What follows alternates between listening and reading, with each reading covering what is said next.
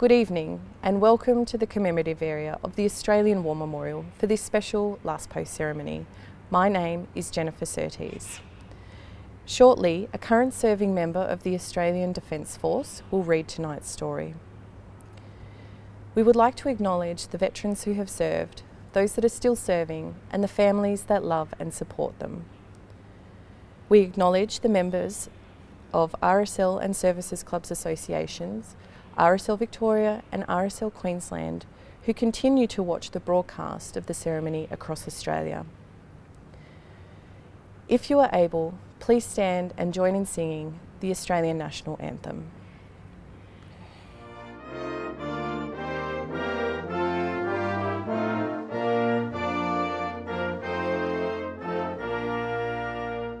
Australians, oh, let us rejoice, for we are young and free. We've golden soil and wealth for toil, our home is girt by sea. Our land abounds in nature's gifts of beauty rich and rare. In history's page let every state advance Australia fair. In joyful strains then let us sing, advance Australia fair. The Australian War Memorial was the vision of Charles Bean, Australia's First World War official historian. Bean landed with the Australian troops on Gallipoli and stayed with them at the front through to the end of the war. The idea of this national memorial and museum came to him at Pozières, France, in the depths of the bloody fighting of 1916. Bean's idea was that this would be a place where families and friends could mourn loved ones buried in faraway places. It would also be a place that could help all Australians understand what these men and women had endured and what they had done for us. Bean's vision, to which we remain true, is best expressed as inscribed in the entrance to the memorial's galleries. Here is their spirit, in the heart of the land they loved, and here we guard the record which they themselves made. Now we will hear the story behind just one of those on the Roll of Honour, which lists the names of more than 102,000 men and women who have given their lives for us in war and on operations for more than a century. Good evening. My name is Warrant Officer Class 1 Cheryl Elston, and I am currently serving in the Australian Army.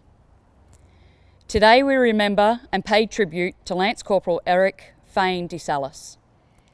Eric De Salis was born on the 4th of May 1891, the fourth son and youngest of 8 children of George and Mary De Salis.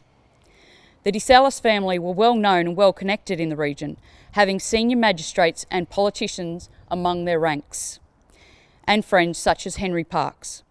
Eric was the grandson of Reverend P.G. Smith of St John's in Canberra and the godson of the agronomist William Farrer. Though born on the family property at Cumberlong, Eric and his family lived for several years near Tharwa before moving to Micolagio. Eric attended the King's School in Sydney before going on to work on the family property, Solyo, as a grazier and wool classer. After enlisting in the Australian Imperial Force in August 1915, De Salis embarked for Egypt in December 1915 with reinforcements to the 6th Light Horse Regiment. He spent some time at the Contagious Diseases section at the Mena Camp Hospital on the outskirts of Cairo, and then was sent with mumps to the hospital in Abasa. In May 1916, he left his training unit to attend the School of Instruction at Tel El Kebir before spending another month in hospital. He returned to training in August, just before the Battle of Romani in the Sinai. The following month, he was transferred to the 2nd Light Horse Brigade Machine Gun Squadron. After completing a machine gun course in November, De Salis was promoted to Lance Corporal before the end of the year. By this time, the 2nd Light Horse Brigade had taken part in the advance across the Sinai and was involved in the fighting to secure a Turkish outpost on the Palestine frontier. On the 3rd of April 1917, De Salis was wounded slightly but stayed with his unit. In late March, the Allies took Gaza but then had to withdraw. By the time of the Second Battle of Gaza in April, the Allies faced Turkish reinforcements as well as extended and improved defences. After 3 days of fighting, the attack was called off, having failed to gain any significant ground. Gaza finally fell on the 7th of November after a wide, outflanking move via Beersheba. By then, De Salis had spent some time at a rest camp in Port Said, possibly recovering from his previous wound. After the capture of Beersheba, the next target with sufficient water supplies for the Light Horse was Tel Kalwilf. On the 6th of November, the British and the Imperial Camel Corps attacked the Turkish positions at Tel Kalwilf, but met with stiff resistance.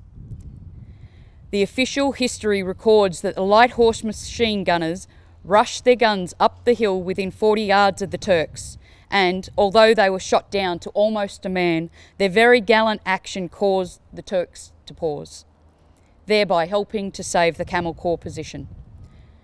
According to one eyewitness, De Salis's unit had to gallop into action to save the flank of the Camel Corps, and when they arrived under the hills, they got their guns mounted and commenced firing. The Turks were amongst the rocks close by. De Salis was number 1 on his machine gun, and when firing it was hit by a machine gun bullet. He died later that day from his wounds and was buried near where he fell.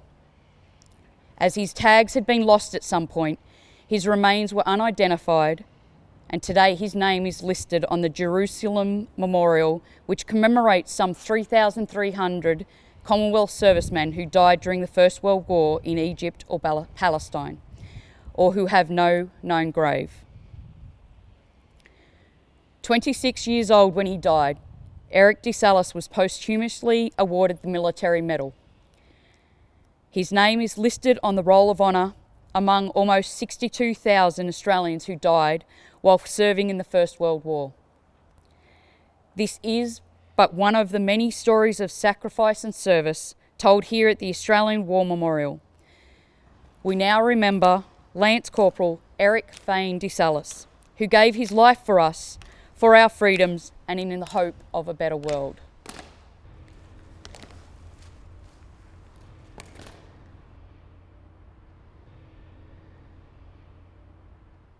They shall grow not old, as we that are left grow old. Age shall not weary them, nor the years condemn. At the going down of the sun, and in the morning, we will remember them.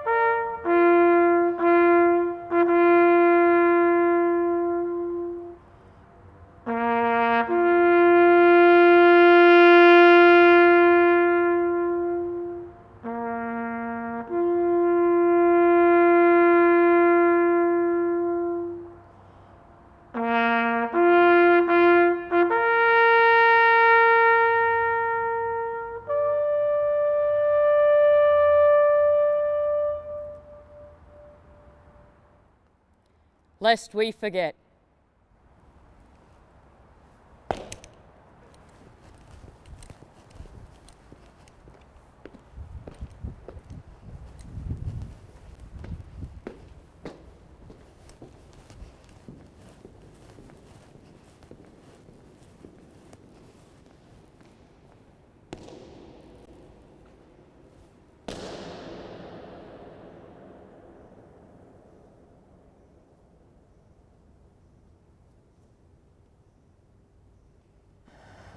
We leave you this evening with the words of the memorial's founder, Charles Bean.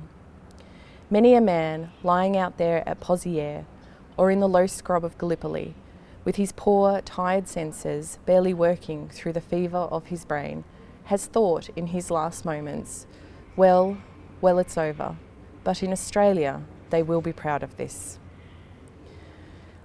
Ladies and gentlemen, girls and boys, that concludes the last post ceremony. We thank you for watching and wish you all a very good evening.